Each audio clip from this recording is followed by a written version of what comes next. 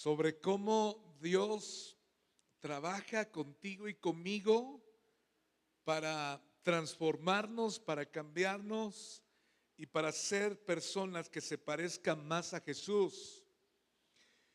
Y definitivamente nadie nos escaparemos de los procesos, porque los procesos son necesarios para quitar impurezas de nuestra vida, quitar aquellas cosas que no son tan agradables para el Señor.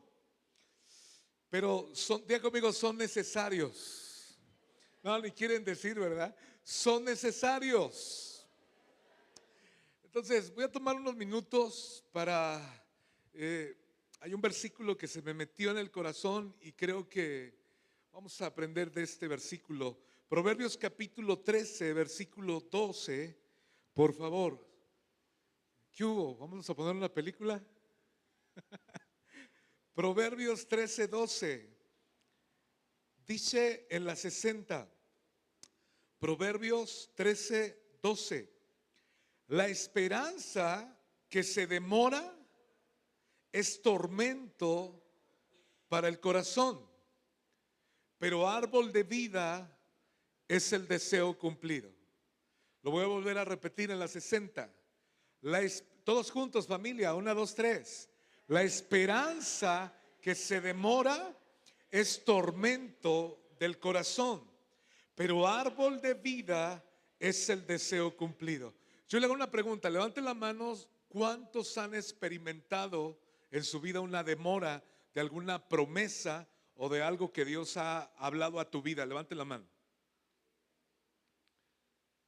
Y dice la palabra, de este lado y de este lado, que bueno, también levantaron de este lado.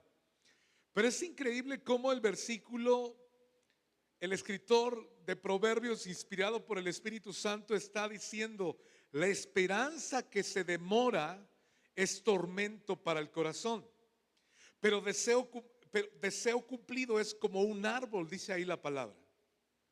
Entonces, creo con todo mi corazón que necesitamos aprender a esperar las promesas que el Señor nos ha dado, aun cuando fuere mucho tiempo.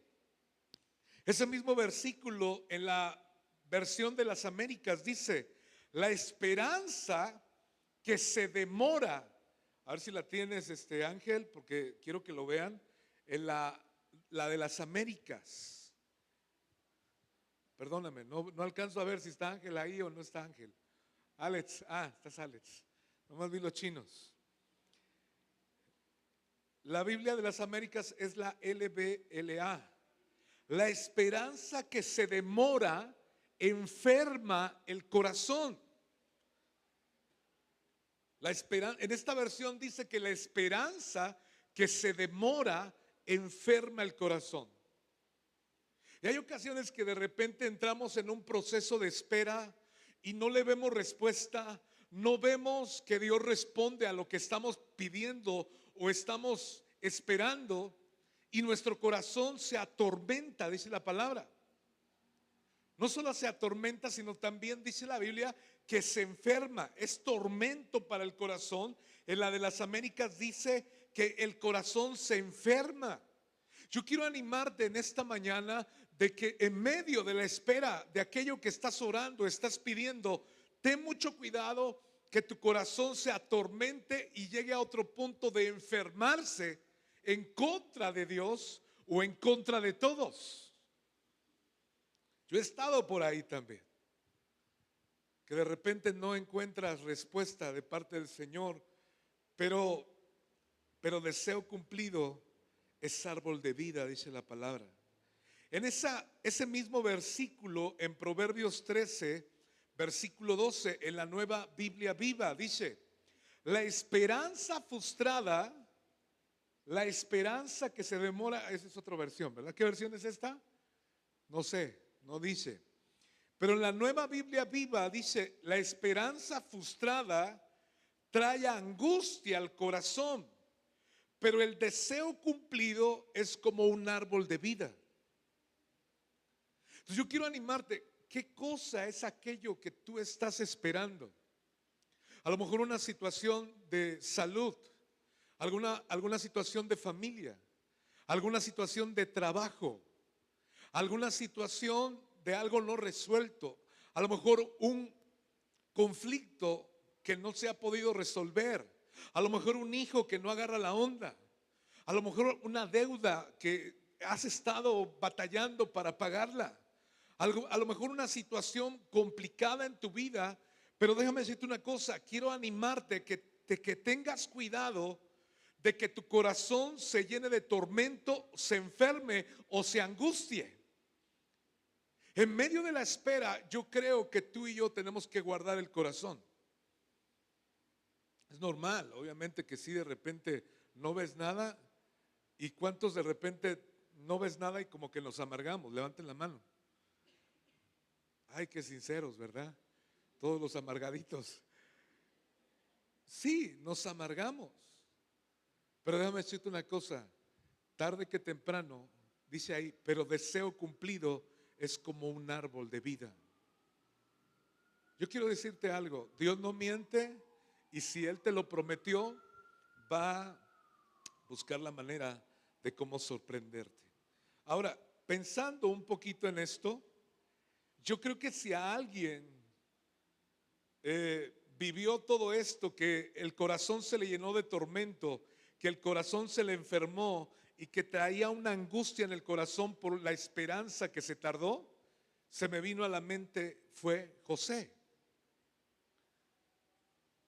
José en la Biblia, en Génesis capítulo 37, si abres tu Biblia ahí por favor, Génesis capítulo 37 nos narra toda la historia de la vida de José.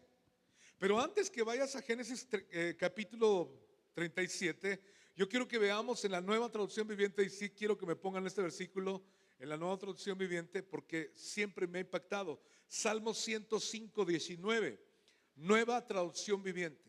José fue un hombre que aprendió a esperar. Aunque se tardó todo lo que Dios le había hablado y aunque Dios le había dado sueños, pero él aprendió a que su corazón no se enfermara ni se llenara de tormento. Salmo 105, 19, la Nueva Traducción Viviente, lo leemos todos juntos. Hasta que llegó el momento, ¿qué? De cumplir sus sueños, ¿qué dice? Dios puso a prueba el carácter de José. Otra vez, fuerte, por favor, no se distraiga. 1, 2, 3. ¿Qué dice?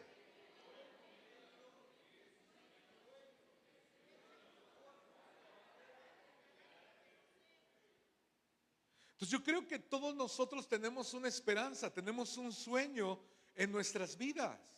Pero déjame decirte una cosa, no es de la noche a la mañana. Estamos en una generación que se desespera cuando se traba su celular 30 segundos, ¿no? Ya lo quiere romper y comprarse otro más caro, ¿verdad? Escúchame, no es así. Hay un proceso cuando Dios te da una promesa o cuando Dios te da una promesa para tu vida, hay un periodo de espera para que ese sueño se cumpla o esa esperanza o esa palabra profética se cumpla. En el caso de David se tardó 15 años para que se pudiera cumplir sobre la vida de David lo que Dios le había dicho de que iba a ser rey. En el caso de Moisés se tardó 40 años. Y bueno, ya no le seguimos porque si no se van a cortar las venas acá, ¿verdad? Pero hay un momento de espera. Yo quiero animarte, ten cuidado que en el momento de la espera tu corazón se enferme, se atormente o se angustie. Sigue guardando tu vida, sigue guardando tu corazón, porque es Dios tratando con tu carácter antes de que se cumplan los sueños. Dios es sabio. Dios es sabio. Y ese versículo siempre me ha impactado. Dice, hasta que llegó el momento de cumplir sus sueños, el Señor puso a prueba el carácter de José. Entonces, cuando tú y yo empezamos a analizar de una manera especial la vida de José, tú y yo nos damos cuenta que todo tuvo un propósito. Todo lo que tú estás pasando es Dios, porque tiene un propósito para contigo. Él no se equivoca, Él es perfecto, Él no pide disculpas, Él te tiene en sus manos y te va a formar y te va a hacer una vasija de honra como aprendimos en Ciudad de México. Entonces, híjole, todo el mundo quiere ver el cumplimiento de los sueños, pero no queremos ser tratados en nuestro carácter. Tenemos que ser tratados en nuestro carácter antes de que se cumplan los sueños. Lo repetimos otra vez, por favor. Hasta que llegó el momento de cumplir sus sueños, el Señor. Ahora, otro detalle ahí, no dice el diablo. ¿Quién probó a José? El Señor puso a prueba el carácter de José. Fue Dios orquestando todo en el tema de lo que aprendimos o de lo que vemos en la historia de José. Ahora, si me da tiempo, no llevo prisa, la verdad no tengo planes de gritar hoy. Me tomé un café ayer, hermanos, orgánico, pero no me di cuenta y lo metí en un termo y fueron como 3 tazas. Entonces me quitó todo el sueño. Llegué a la casa a las 12 de la noche, 11:30, 12. Me acosté según y me desperté a las 2 de la mañana. Así como para mí es como lunes ahorita, más o menos. ¿Sale? Si me ven así como lento, como perezoso, es que ando un poquito así medio, ¿cómo se dice? ¿Cómo? Bueno, ando un poquito lento, pero quiero enseñar la palabra. Pero estaba bien bueno mi café, la verdad. O sea, eso nadie me lo quita, estaba bueno mi café. Entonces, vamos a ver un poquito la vida de José, de cómo él aprendió a superar cada una de las pruebas que en su vida experimentó. Y en Génesis capítulo 37, la primera prueba que yo veo en la vida de José es que experimentó el odio y la envidia de sus hermanos. Una de las cosas más dolorosas, hermanos, es cuando empieza a haber conflictos, no solamente entre hermanos en la carne, sino también entre hermanos en la familia de Dios. Pero sin embargo, José pudo superar eso. Ahora vamos a leer un poquito ahí la historia. Dice Génesis 37:3, avanzo y amaba a Israel. ¿Quién Israel? Era su papá de José, más que a todos sus hijos, porque lo había tenido en su vejez. ¿Quién era la mamá de José?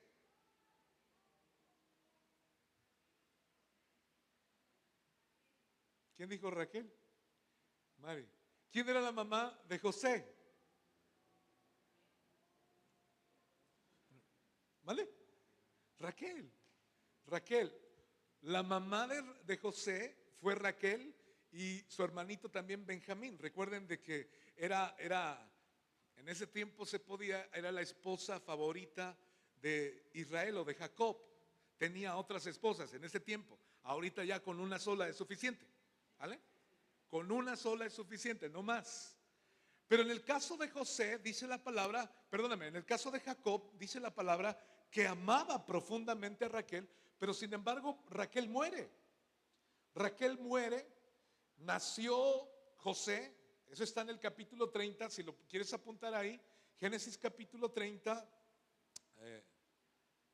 del versículo 22 al 23, ahí está, ya no vamos a ir para allá. Era la esposa de Raquel y tuvo a su hijo y fallece Raquel y obviamente José pues nace sin afecto de mamá. Pero sin embargo, Israel amaba profundamente a José, más que a todos los demás hijos. Los demás hijos eran de todas las demás concubinas, porque lo había tenido en su vejez y le hizo una túnica de diversos colores. Viendo sus hermanos que su padre le amaba más que a todos sus hermanos, le aborrecían y no podían hablarle pacíficamente.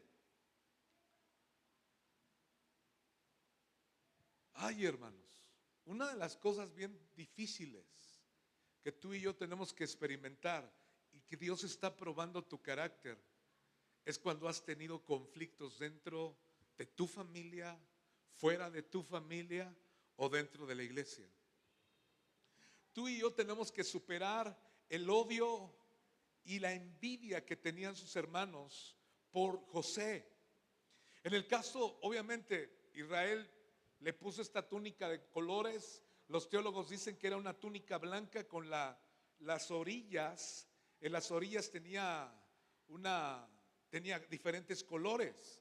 Por eso señalaba que José jamás iba a hacer trabajo rudo o trabajo de campo, como que iba a estar aparte.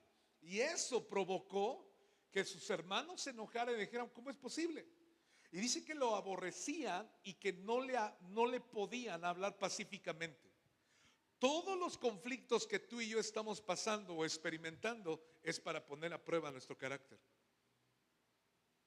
Si tú y yo no superamos el odio en nuestro corazón, si tú y yo no superamos la envidia en nuestro corazón, no vamos a poder cumplir los sueños que Dios ha hablado sobre nuestra vida. Si tú y yo no superamos el asunto de estar con odio en nuestro corazón. Yo no puedo creerlo, pero así sucede. Hay muchos cristianos que de repente sí odian. Y yo me pregunto, ¿son verdaderos cristianos? ¿Serán cristianos?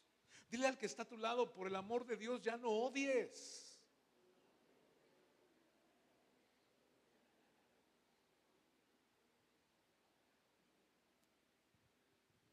Entonces encontramos que dice que no podían hablarle pacíficamente. Y soñó, y luego más adelantito en el versículo 5, y soñó José un sueño y lo contó a sus hermanos y ellos llegaron a aborrecerle todavía más por el asunto del sueño. Ten mucho cuidado a quién le cuentas el asunto. Si ya sabes que traes pique y todavía estás hable y hable de todo lo que tú sueñas y todo lo que tú quieres, pues te entregas ahí completamente para que te sigan aborreciendo aún más. Ahora, ¿qué pasa? Nos saltamos al versículo 18 y quiero que lo veamos en la tele, Ángel.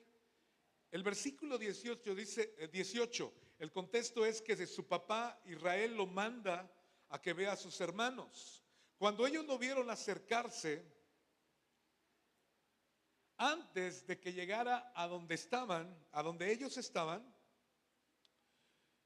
se pusieron de acuerdo. ¿Para qué? Para matarlo. Unos a otros se decían, vaya, vaya, aquí viene ese gran soñador. Vamos a matarlo y a echarlo en uno de estos pozos y diremos que algún animal feroz se lo comió. Ya vamos a ver si se cumplen sus sueños. Entonces, no solamente lo aborrecieron y le tenían odio y envidia, sino que se fueron al otro nivel de tomar su vida y meterlo en una cisterna. Y el plan original era matarlo. Amado, híjole. En estos días que fuimos a Orígenes nos hablaron sobre el asunto de las ofensas, sobre el asunto de pusieron como una parábola y nos enseñaron de que las ofensas son como perros muertos y que nosotros somos como pozos y que de repente pueden echar perros muertos en nuestro pozo. Y imagínate un perro muerto en un pozo donde tú tomas agua o donde tú sacas agua para lavar tus trastes imagínate todo el daño que se hace ahí, se contamina completamente. Por eso es tan importante, amados, guardar nuestro corazón de las ofensas. Por eso es tan importante que no dejes que avance, porque si no se va a convertir en odio, se va a convertir en venganza, se va a convertir en querer hacer algo más, querer dañar a otra persona.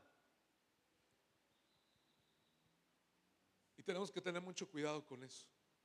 Lo agarran y si tú lees la historia, no vamos a ir porque es mucha Biblia, mucha historia, pero vas a encontrar que dice la palabra que lo tomaron, lo aventaron en la cisterna, lo querían matar, pero Rubén y Judá intercedieron para que no lo mataran. Y se les ocurrió la gran idea, mejor lo vamos a vender. Y estos tremendos venden a su propio hermano. Imagínate todos los gritos de José ahí en la cisterna. Imagínate, él posiblemente estaba pensando, la Biblia dice que tenía 16 años, que sus hermanos estaban jugando con él a las escondidas, pero la realidad es que no estaban jugando con él a las escondidas. Tenían planes de hacerle daño. Y lo más triste es que al final lo venden a los madianitas. Lo vendieron, los madianitas lo vendieron a los madianitas, sus hermanos, y los madianitas, sáltate al versículo 36 del capítulo 37, y los madianitas lo vendieron a Egipto, a Potifar, oficial de Faraón, capitán de la guardia. Un joven que tenía un propósito de ser un príncipe, y ahora lo vemos vendido como esclavo a Egipto. Porque antes de cumplir sus sueños, Dios puso a prueba su carácter.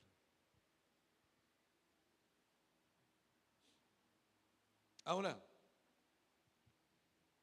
si tú y yo no superamos aquellas ofensas que nos han hecho o que nosotros hemos hecho, no vamos a poder avanzar y llegar a lo que Dios ha hablado sobre nuestras vidas. Amados, yo sé que hay cosas muy, muy feas, muy difíciles de superar y de perdonar, pero déjame decirte una cosa: Dios quiere ayudarte para que tú puedas soltar y perdonar a aquellos que te dañaron, que te lastimaron.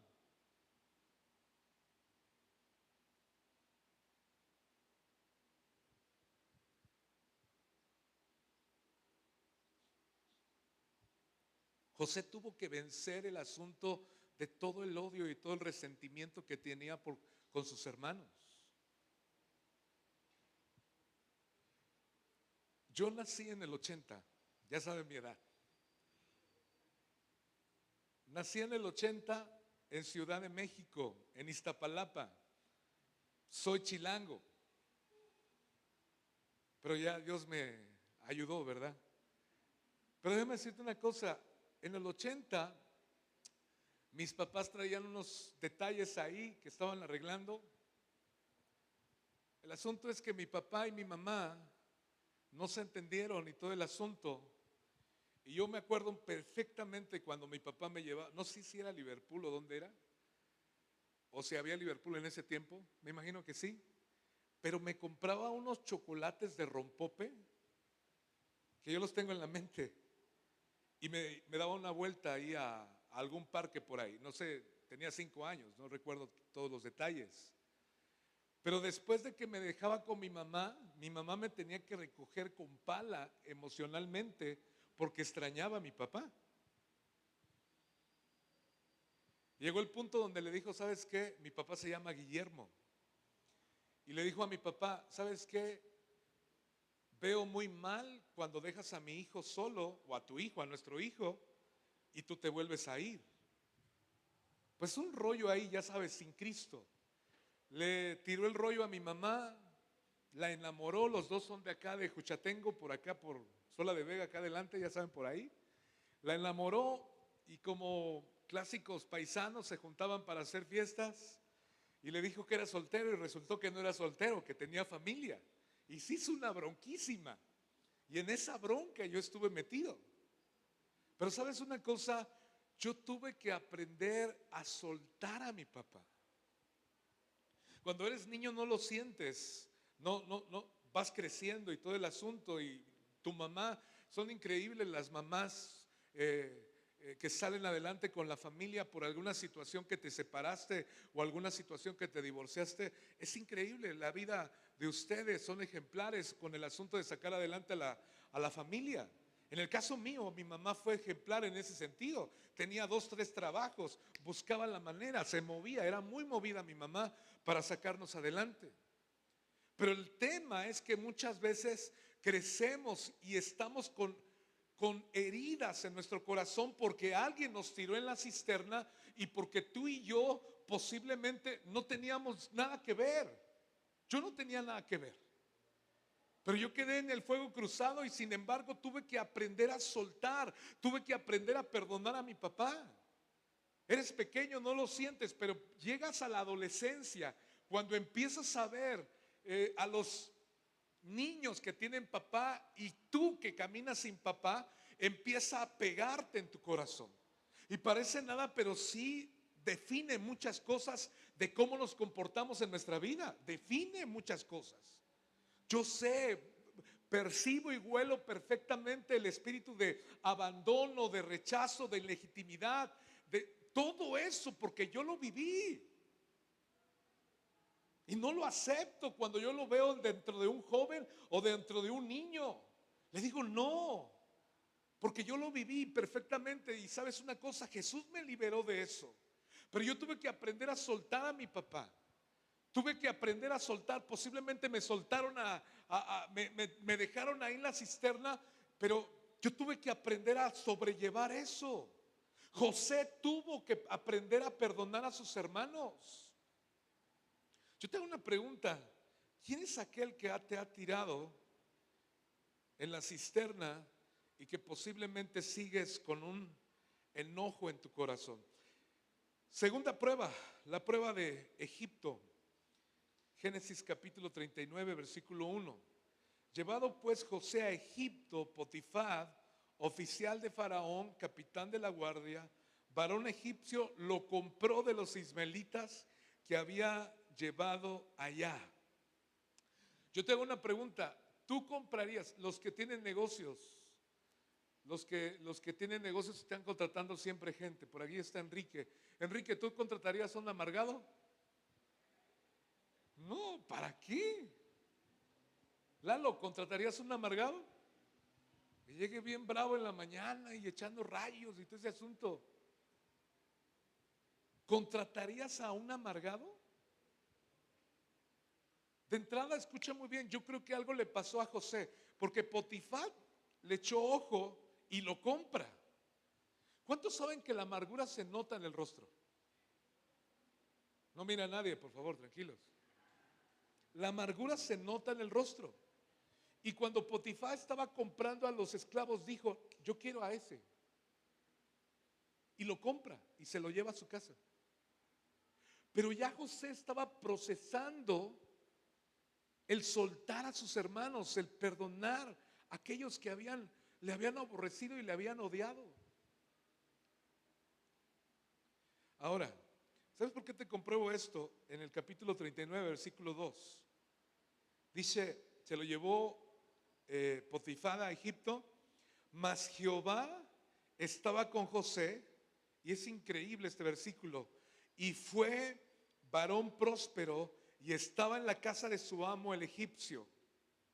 José, con la ayuda de Dios, pudo drenar todo el odio, la amargura y el resentimiento con sus hermanos, porque la presencia de Dios no puede estar en una persona que está amargada.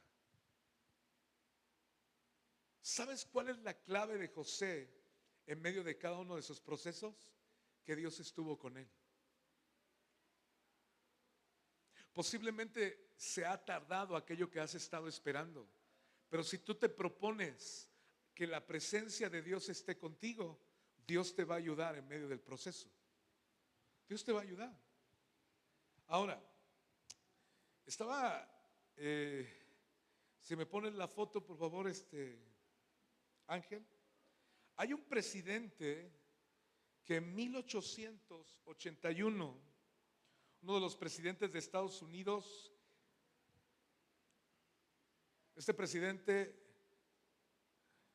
fue presidente de Estados Unidos en 1881, James Garfield. El 2 de junio de 1881 le dispararon en la espalda y solo sobrevivió 3 meses. Tú pensarías que fue el disparo que lo mató, pero no fue así. La bala penetró, pero no lastimó ningún órgano vital, sino se incrustó detrás de su páncreas. Ahí se quedó la bala.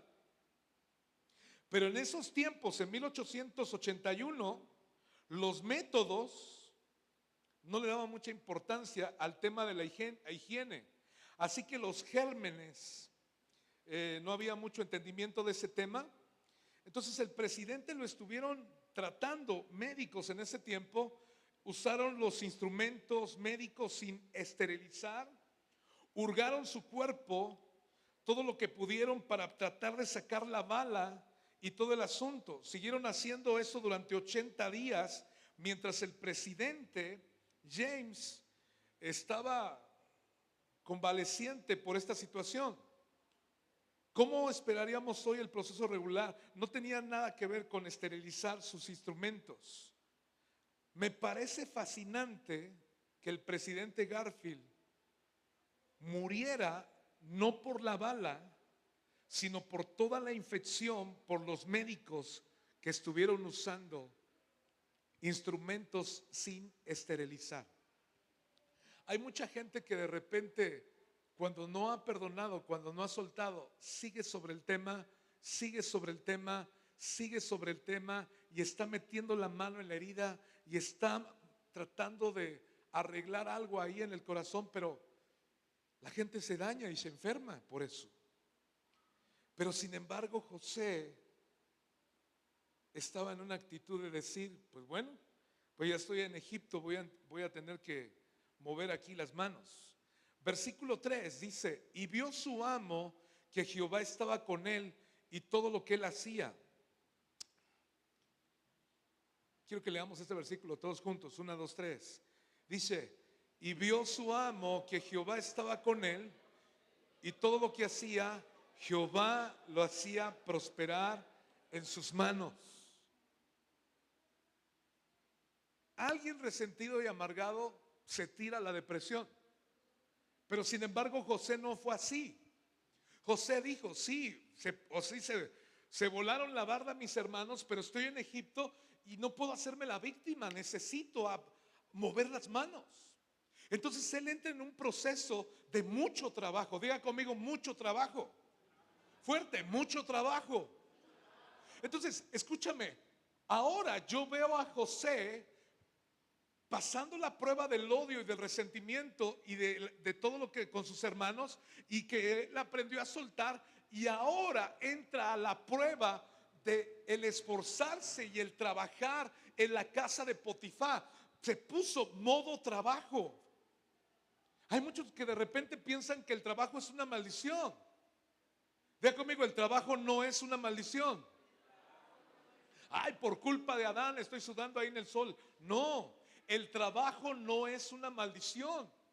Y encontramos cómo José empezó a mover las manos. Él dijo, no, es un momento de trabajar, es un momento de colaborar ahí. En el capítulo 4, versículo 4 dice, hacía yo José gracia a sus ojos y le servía y le hizo mayordomo de toda su casa.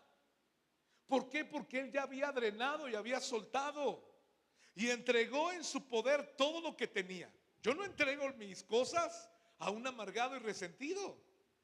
Pero sin embargo, Potifar vio que Dios estaba con él. Versículo 5, y aconteció que desde cuando le dio el cargo de su casa y de todo lo que tenía, Jehová bendijo la casa del egipcio a causa de José, y la bendición de Jehová estaba sobre todo lo que tenía, así en casa como en el campo.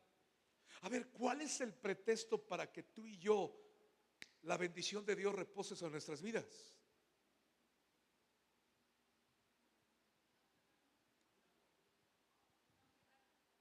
No aferrarse al pasado, no estar con el tema de dándole vueltas y lastimando la herida, y es que me hiciste, y más las hermanitas que tienen apuntado todo, ¿verdad? La fecha, la hora y la dirección y el lugar. Escúchame, tú y yo tenemos que avanzar, y me impacta cómo José era una persona solícita, era una persona movida, que de tal manera que dijo, no, voy a servir, si estoy aquí en Egipto, aunque soy un príncipe, pero ahora soy un esclavo, no voy a echarle culpa a nadie, voy a moverme. Ay, hermanos, en la madrugada estaba yo pensando, ¿qué cosa no he hecho yo? A los 8 años comencé a hacer pan. Nadie me cree, ni mi esposa, ¿verdad? Pero un día les voy a hacer un pan.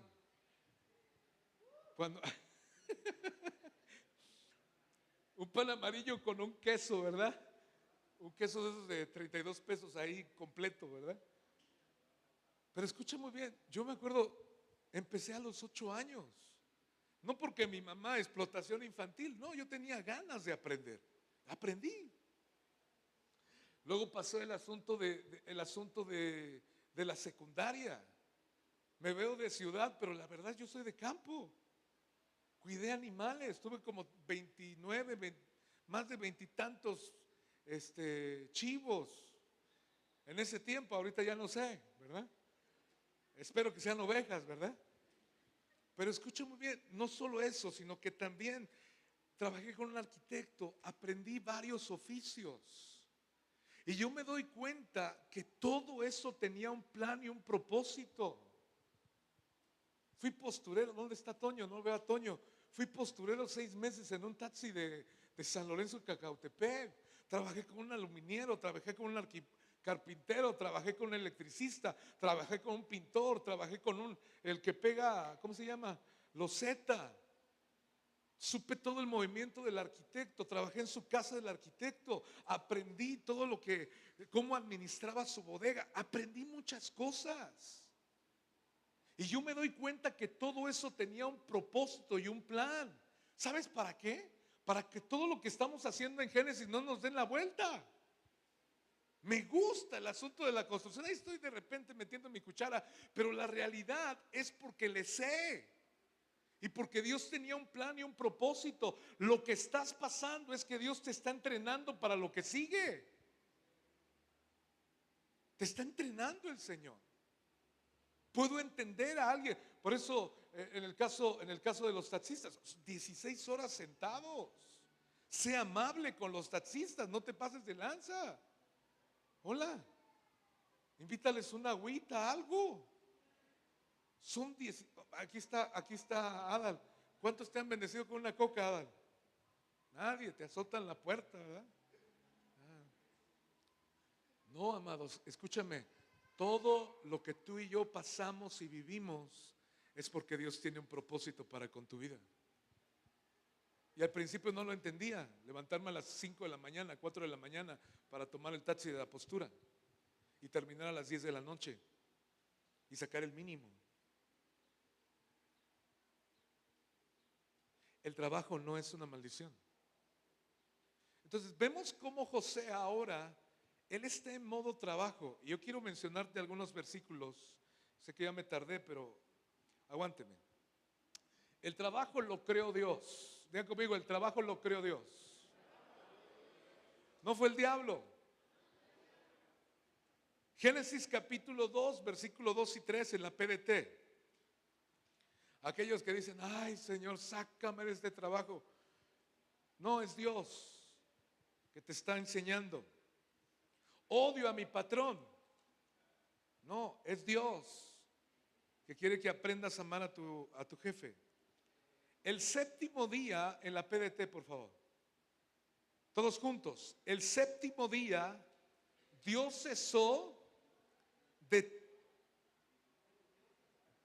cesó todo el trabajo que había hecho en la creación. ¿Qué dice? Dios cesó todo, ¿qué? El trabajo. Amados, vienen vacaciones. ¿Cuántos salen de vacaciones?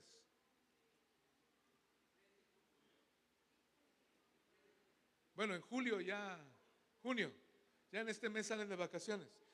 ¿Qué vas a hacer con tus hijos? Dice la palabra que Dios cesó todo el trabajo que había hecho en la creación y bendijo el séptimo día y declaró día santo porque cesó ese día de todo el trabajo que había hecho en la creación. Entonces encontramos cómo dice la palabra que Dios trabajó haciendo la creación y tomó un día para descansar, el día de reposo. Entonces el trabajo, escucha muy bien, nuestro Dios es sabio. El trabajo no es una maldición. José se empezó a mover y dijo, estoy en Egipto y necesito moverme. Ahora, algo faltaba en toda la creación. No había un hombre para labrar la tierra. Dios hizo la creación toda, la tierra, así que el Creador se arrodilló, por así decirlo, para resolver el problema y tomó polvo, dice la palabra. Y quiero que leamos Génesis ahí mismo en el capítulo 2, en el versículo 5. Y aún no había ningún arbusto del campo en la tierra, ni había aún brotado ninguna planta del campo, porque el Señor Dios había enviado lluvia sobre la tierra, ni había hombre para ¿qué? Para labrar la tierra. Esto es antes de la caída, antes de que el hombre existiera. ¿Cuál era el propósito de Dios? Era crear al hombre de la tierra, pero el propósito era crearlo para labrar la tierra. Y eso es antes de la caída. Eso significa que el trabajo fue algo que Dios diseñó. Y luego dice ahí en el versículo, ¿dónde nos quedamos? Para labrar la tierra, ya me perdí. Ajá.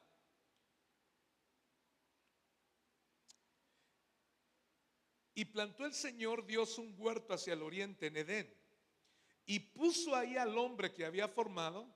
Entonces el Señor Dios tomó al hombre y lo puso en el huerto del Edén para que lo cultivara. Repita conmigo, para que lo cultivara y para que lo cuidara. Ahí vemos cómo Dios le pone un trabajo a Adán. Le puso un trabajo.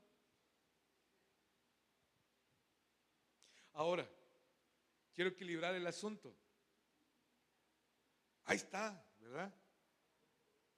Escúcheme, hay una trampa. Puede ser que tú y yo podamos caminar con falta de trabajo o con exceso de trabajo. Y tú y yo tenemos que aprender a equilibrar el asunto. La Biblia dice que es dulce el sueño dulce es el sueño del trabajador. Todos los chavos que de repente, ay, no puedo dormir, pues estás en la pantalla ahí hasta las quién sabe a qué horas de la noche. Pero la Biblia dice, dulce es el sueño del trabajador. ¿Sí o no? ¿Alguien ha llegado cansado algún día a su casa y así bien tronadísimo y te acuestas y te vas, pero así profundamente? ¿A cuánto les ha pasado? Ese sueño es riquísimo, ¿sí o no?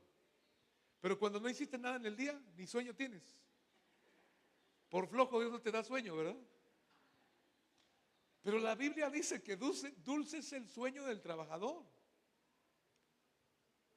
Amado, si una de las cosas que yo puedo ver de Conquistando Fronteras Ciudad de México es que son unos bizneros, en el buen sentido, unos bizneros profesionales. Pero increíble, ¿eh? Venden fresas con crema, venden carros, meten carros a Didi, meten carros a Uber, o sea, es una barbaridad. Tú sabes, ¿no, Rosa, cómo está el tema en Ciudad de México? O sea, la gente es súper movida.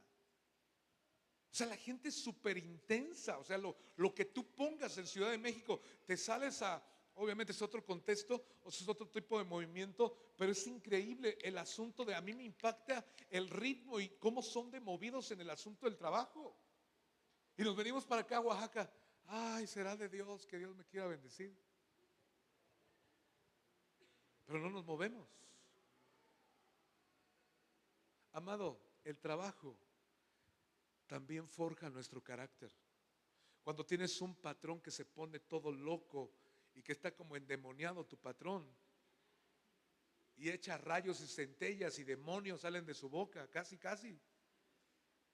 Tú aprendes ahí para mostrarle a Cristo. ¿Sí o no? Yo me acuerdo mucho que una vez un amigo mío, un pastor, me dijo, ¿qué hago con fulanito de tal? Le digo, mira, busca el peor patrón que encuentres y ponle horarios. Y que le diga sus cosas cuando llegue tarde. Eso fue lo que le dije. Me hizo caso, encontró el peor patrón que te puedes imaginar y ahí pulió su carácter. El trabajo también es clave para que tú y yo podamos entrar al propósito. Ahora, vienen vacaciones. ¿Qué vamos a hacer? Los jóvenes que están en la escuela, no puedes caer en el rollo de que, ay, estoy bien cansado. ¿De qué? ¿Estás joven? Bueno, Posiblemente los de universidad que están desvelados, pero con un día se alivianan, no una semana. Y aquí vamos a tener mucho trabajo por amor a la casa cada jueves. Y no solo cada jueves, vamos a exprimir estas vacaciones para que tengamos bien la casa de Dios.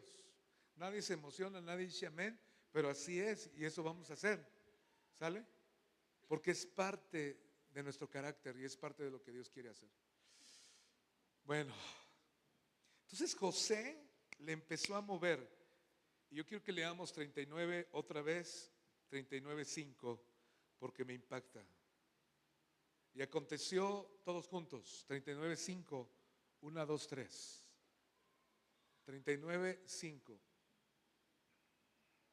No va a dar tiempo a terminar todo. 1, 2, 3. El Señor bendijo la casa del egipcio, de modo en que le puso a cargo de todas sus posesiones. El Señor bendijo a Potifar en todo lo que tenía, tanto en su casa como en el campo. O sea, Dios puede llenarte tanto de su presencia que Dios puede bendecir a otros por medio de ti.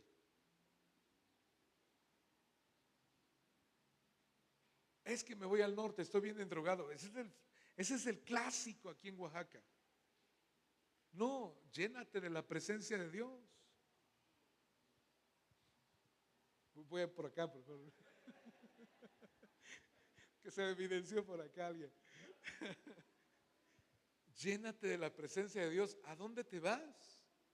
No, ¿quién sabe qué? Debo 80,000 pesos, ya me voy.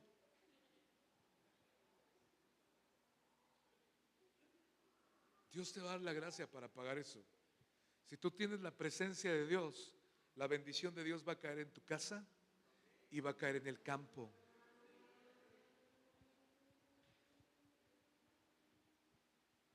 Porque la bendición de Dios es la que enriquece y no añade tristeza con ella, dice la palabra.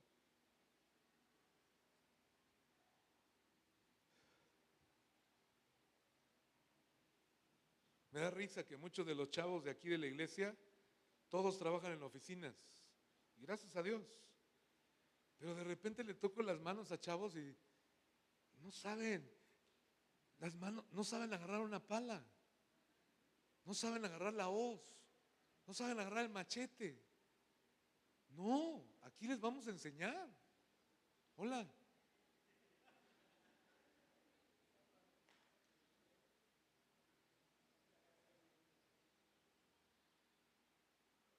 Ay, es que yo pago, yo voy a pagar todo, pastor, que lo hagan por mí. Está bien.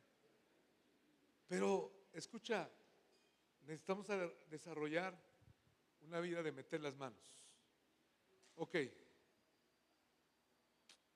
¿A qué horas nos tenemos que ir?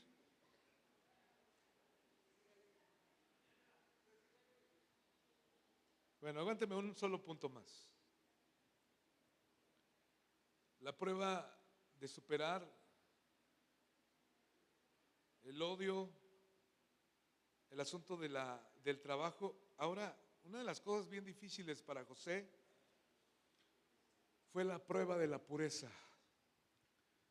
En Génesis capítulo 39, versículo 7 al 12, vamos a leer ahí, en la Nueva Biblia Viva. Cuando Dios lo estaba bendiciendo en el campo y en la casa de Potifar, tú tienes que tener mucho cuidado. Nunca te relajes cuando Dios te esté bendiciendo.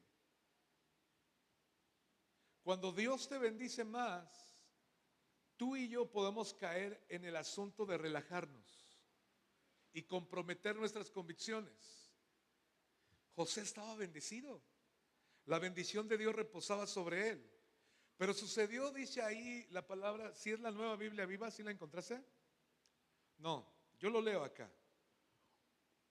Un día la mujer de Potifar comenzó a fijarse en José. Se enamoró de él, señora tremenda, y la invitó a tener relaciones sexuales con ella. Es una señora bárbara, sin vergüenza, tremenda. Pero si tú lees unos versículos anteriores, dice que la palabra dice que José era de hermoso ayúdeme, ¿dónde está ese versículo?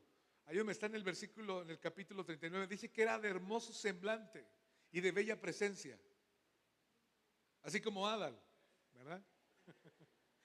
De hermoso semblante y de bella presencia. O sea, José estaba carita, pero sin embargo, esta mujer no dominó sus impulsos, no se sujetó sus deseos. Por supuesto que si tú y yo cruzamos la línea y no cuidamos nuestra vida de la pureza, en la pureza sexual, se abortarán los planes que Dios tiene para ti y para mí.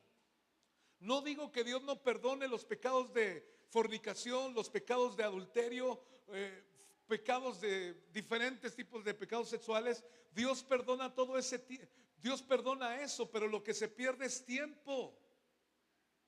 En lo que cae la persona en pecado, hay que levantarla y luego hay que restaurarla, sacarle los demonios, y se pierden de 3 a 5 años en ese proceso.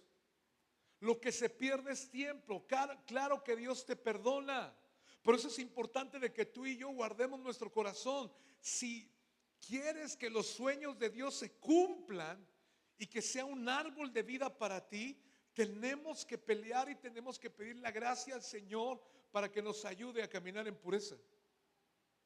No hay otra manera. Nueva Biblia Viva. Y dejó todo lo que tenía en manos de José, y con él no se preocupaba de cosa alguna, sino del pan que comía. Y era José de hermoso semblante, ¿y qué más? Y de bella presencia. Ahora, yo quiero decirte una cosa. Ay, pastor, en la universidad todo el mundo me echa flores y todo ese asunto. No eres tú, es la presencia de Dios. No te creas mucho, es Dios en ti. Y tú tienes que aprender a distinguir y aprender esa parte. Ahora, en la madrugada, el asunto de la santidad, le apunté acá. La santidad no es algo que yo pueda lograr, es una consecuencia de que Cristo se está formando en mí. Yo no quiero ponerte una carga pesada en esta mañana, porque no es algo que nace de nosotros. Obviamente tenemos que poner límites y tenemos que aprender a conducirnos con sabiduría. Pero la santidad es una consecuencia de que Cristo se está formando en mí, y jamás yo cruzaría la línea para faltar el respeto a alguien. Le pido la gracia al Señor. ¿Pero por qué? ¿Porque soy muy chipocludo? No, porque Cristo se está formando en mí, porque Cristo vive en mí. Y por cuanto Cristo vive en mí, yo no cruzo esa línea. Yo no cruzo esa línea. ¿Sí estamos? Y cuando cruzamos esa línea es que Cristo no está formado en ti. Tu vieja naturaleza está viva. Te bajaste de la cruz, te desclavaste. Hola.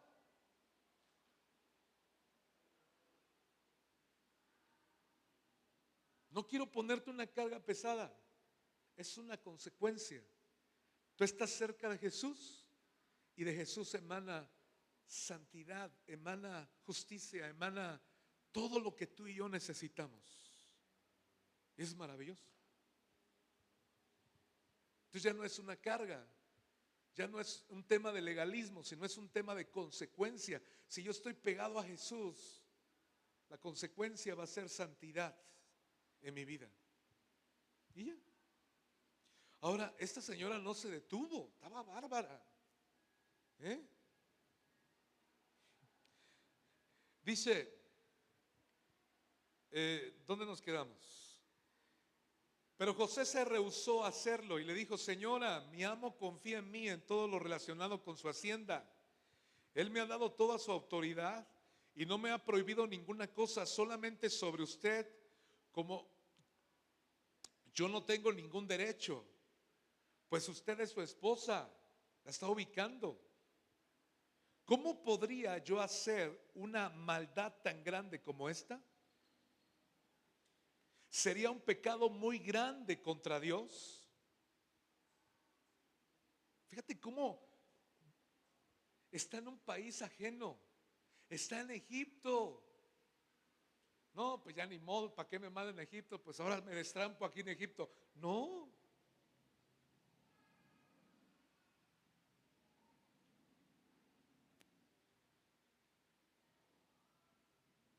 Están muy calladitos, ya se fueron. Pero ella continuó con sus insinuaciones día tras día. A pesar de que él se negaba, evitaba en todo lo posible encontrarse con ella solas. O sea, José ponía límites. Un día, mientras José estaba haciendo sus quehaceres en la casa, ella aprovechó que no había nadie más en la casa, lo agarró de la túnica y le ordenó, acuéstate conmigo. Y José, muy sabio, le dijo, no tengo sueño, ¿verdad? Ella salió corriendo, pero ella logró echar mano de su manto y se lo quitó, dice la palabra. Que el Espíritu Santo nos ayude para que podamos cumplir nuestros sueños y conservarnos puros. ¿Dios perdona los pecados sexuales? Claro que sí. ¿Dios restaura gente que ha caído en conquistando fronteras? Claro que sí. Pero son heridas muy dolorosas. Son cosas que se quedan marcadas en el corazón y queremos evitártelo. Aprende a tener límites. Aprende a respetar los tiempos. Aprendamos para que podamos cumplir los sueños. Yo tengo una pregunta. Si José se hubiera dormido o metido con la esposa de Potifar, ¿hubiera sido el segundo de Faraón? Jamás. Jamás. Entonces, la santidad es una consecuencia en nuestra vida. Y yo creo que no es algo que podamos lograr con nuestros esfuerzos humanos, sino es una consecuencia de nuestra comunión con Él. Es por ahí. Yo quiero animarles a todos los hombres. Vamos a empezar, les voy a dar la fecha, pero vamos a comenzar con hombría al máximo. Vamos a volver a comenzar con hombría al máximo, porque ya no están siendo tan hombres. No van a ser, ¿no? Porque le están bajando a sombría, ¿no? Vamos a continuar con hombría al máximo, porque yo creo que es una necesidad. Nos aventamos varios meses y hubo cambios. Y yo tengo una necesidad de que podamos platicar cara a cara, de veras. Y el libro que vamos a estudiar es sobre el asunto de la pornografía. Y aquí puros hombres, puros machines. Vamos a pedirle la gracia al Señor para que limpie cada uno de nuestros corazones. Yo no veo pornografía, pero sí estoy preocupado. Estoy preocupado. ¿Sale? Póngase de pie, por favor.